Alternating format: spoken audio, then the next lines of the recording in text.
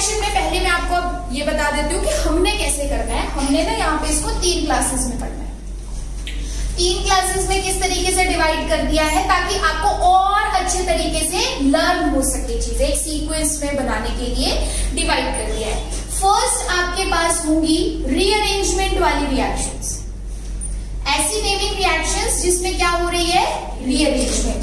Rearrangement में क्या होता है, जस्ट स्केलेटन चेंज होता है मॉलिक्यूल का, कोई भी चीज ऐड नहीं होती, कोई भी चीज रिमूव नहीं होती, जस्ट उसमें ही हम कुछ ऐसा करते हैं, एक किसी एटम को, ग्रुप को एक से दूसरी जगह शिफ्ट करते हैं, भेजते हैं, और उसकी वजह से अब उसका स्केलेटन डिफरेंट हो जाता है, वो अलग नजर आता है। वो रिएक्शंस कौन सी है, rearrangement, and these are very important reactions. तब रीअरेंजमेंट से आप ऑलमोस्ट ले लो, हर बार क्वेश्चन बनता ही बनता है, कोई ना कोई रीअरेंजमेंट वाली रिएक्शन आती है। सिमिलरली आपके पास सेकेंड टाइप है कंडेंसेशन रिएक्शंस। सो कंडेंसेशन रिएक्शंस आपने पढ़ी होगी पहले भी, जैसे एल्डोल कंडेंसेशन होती है, ठीक है। आपके पास कैनिजारो रिएक्शन, कैनिजारो तो चलो कंडेंसेशन में क्यों नहीं, कैनिजारो इज डिफरेंट, एल्डोल है, पर्किन है, स्ट्रॉब्स है, आपके पास न्यूएंजन है, ऐसे बहुत सारी कंडेंसेशन रिएक्शंस आती है। तो नाम से क्लियर हो रहा है कंडेंस होगा मॉलिक्यूल। मॉलिक्यूल क्या होगा, कंडेंस होगा। जब दो मॉलिक्यूल आपस में ज्वाइन होंगे तो वो कंडेंसेशन रिएक्शन है, जिसमें से कुछ ना कुछ रिमूव होता है। जनरली वाटर रिमूव होता है, या कोई और लिविंग ग्रुप होगा तो वो रिमूव होता है, दैट इज कंडेंसेशन, ठीक है। इसमें स्पेशली ध्यान बस ये रखना होता है कि हमारे पास जो इनोलेट्स बन रहे हैं, स्पेशली इनोलेट्स बन रहे हैं, वो किसके बन रहे हैं, क्या वो हमारे पास किसी कीटोन का बन रहा है, एनहाइड्राइड का बन रहा है, या किसी एक्टिव मिथिलिन का बन रहा है, बस उसके बेसिस पे डिफरेंट डिफरेंट नाम आ जाते हैं, वो सारे हम करेंगे, मतलब इजी है। कंडेंसेशन वाली रिएक्शंस बड़ी इजी है। And the last one is miscellaneous.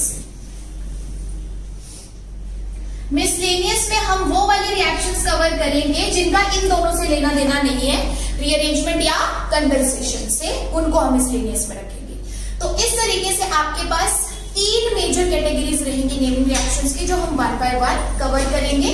पहले रीअरेंजमेंट, फिर कंडेंसेशन और फिर मिसलेनियस, ठीक है। अब फर्स्ट जैसे मैंने बोला है कि रीअरेंजमेंट से हम स्टार्ट करेंगे, तो हेडिंग दे दो rearrangement based name reactions. Rearrangement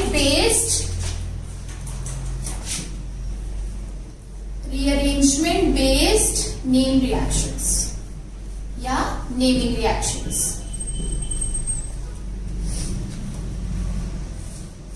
और इसमें हम सबसे पहले करेंगे बहुत ही कॉमन, इंपॉर्टेंट और फेमस रिएक्शन जिसका नाम है पिनाकोल पिनाकोलोन रीअरेंजमेंट। पिनाकोल पिनाकोलोन रीअरेंजमेंट, सुना ये नाम, सुने, ठीक है।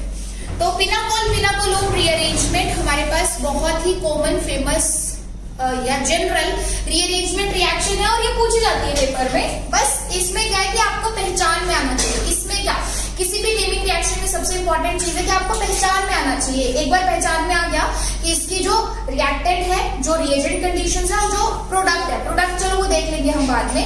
अगर रिएजेंट और रिएक्टेंट वैसा मिल रहा है जैसे हमें किसी एक पर्टिकुलर रिएक्शन में चाहिए, तो सीधा सीधा मतलब बनता है कि ये उस रिएक्शन का ही एग्जाम्पल है, और उसको उसी मैकेनिज्म के थ्रू करना शुरू कर दो और आपका प्रोडक्ट आपको मिल जाएगा। तो अब फोकस क्या है कि इसमें रिएक्टेंट क्या है। तो रिएक्टेंट आपके पास होता है यहाँ पे 1,2-डायोल।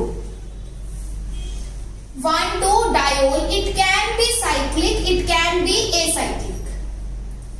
It can be cyclic, it can be acyclic।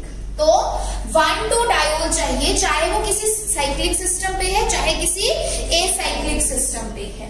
Second, arrow के ऊपर we need acidic conditions. Arrow के ऊपर हमें कैसी कंडीशंस चाहिए, एसिडिक कंडीशंस। अब एसिडिक कंडीशन आपके पास यहाँ पे मिनरल एसिड भी हो सकते हैं। मिनरल एसिड्स कौन, जो H+ आयन डोनेट करते हैं, मिनरल एसिड्स कौन? जो H+I डोनेट करते हैं, जैसे आपके पास है H2SO4 या फिर आप कह लो HCl या फिर कह लो H3PO4। इस तरीके से अगर आपके पास कुछ एग्जांपल्स हैं तो ये मिनरल एसिड की कैटेगरी की है, ठीक है। बट ऐसा नहीं है कि हमें सिर्फ मिनरल एसिड मिलेंगे तभी रिएक्शन होगी, बिकॉज एसिडिक कंडीशन रिक्वायर्ड है, so this reaction can proceed also in the presence of Lewis acids. This reaction can also proceed in the presence of Lewis acids. Lewis acid में आपके पास जैसे BF3 है, कई बार ये diethyl ether के साथ ऐसे दे दिया जाता है, but that is just solvent, ठीक है, कि सॉल्वेंट ने इसके साथ एक कोऑर्डिनेट बॉन्ड बनाया है बस, लेकिन मेन मुद्दा इसका है BF3 का, ठीक है। उसके अलावा आपके पास है AlCl3। इस तरीके से मतलब आप ले सकते हो यहाँ पे SnCl4, ठीक है, TiCl4 या TiCl3, ठीक है। तो इनको लुईस एसिड क्यों कह रहे हैं? बिकॉज लुईस एसिड हमारे पास वो स्पीशीज होती है जिनके पास वेकेंट ऑर्बिटल होता है। तो यहाँ पे बोरोन के पास वेकेंट p ऑर्बिटल है, एल्यूमिनियम के पास वेकेंट p ऑर्बिटल है, बोरोन फैमिली के है ना ये सारे, तो इनके पास वेकेंट p ऑर्बिटल है, ठीक है। देन आपके पास इसमें ऑक्सीडेशन स्टेट इसकी क्या है? +4, इसकी क्या है? +3। तो जिसकी इतनी हाई ऑक्सीडेशन स्टेट रहेगी उसके पास इलेक्ट्रॉन एक्सेप्ट करने की टेंडेंसी प्रेजेंट है, ठीक है। दैट्स व्हाई यहाँ पे आपको ऐसा बोला गया कि मिनरल एसिड भी चल सकते हैं, लुईस एसिड भी चल सकते हैं, एज वेल ऑर्गेनिक एसिड्स अगर दिए गए हैं तो उसमें भी रिएक्शन प्रोसीड कर सकती है। अब ऑर्गेनिक एसिड आपके पास कैसे? जैसे आपने स्क्वेरिक एसिड पढ़ा था, एक कहां सुना था ये नाम? एरोमेटिसिटी, ठीक है। वैसे ही हिप्यूरिक एसिड होता है एक, या फिर ऑर्गेनिक एसिड में आपके पास पैराटोल्यूइन सल्फोनिक एसिड होता है जिसको TSOH की फॉर्म में लिखा जाता है। पूरा नाम क्या है इसका? Paratoluene sulphonic acid.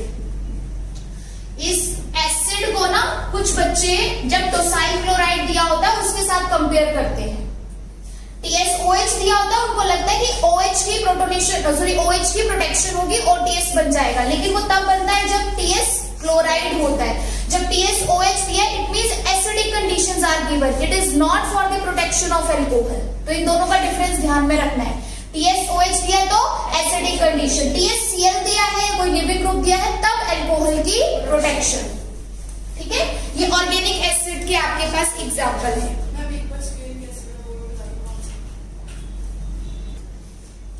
ओके, सो स्क्वेरिक एसिड आपके पास स्क्वायर के जैसे रहता है, ऐसे double bond O OH OH।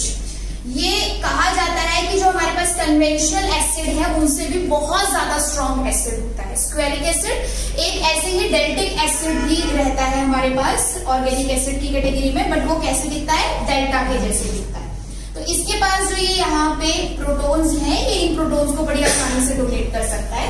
तो स्क्वेरिक एसिड, डेल्टिक एसिड जो होते हैं इनको कन्वेंशनल एसिड्स के कंपैरिजन में बहुत स्ट्रॉन्ग एसिड कहा जाता है, which comes under organic acid category, ठीक है।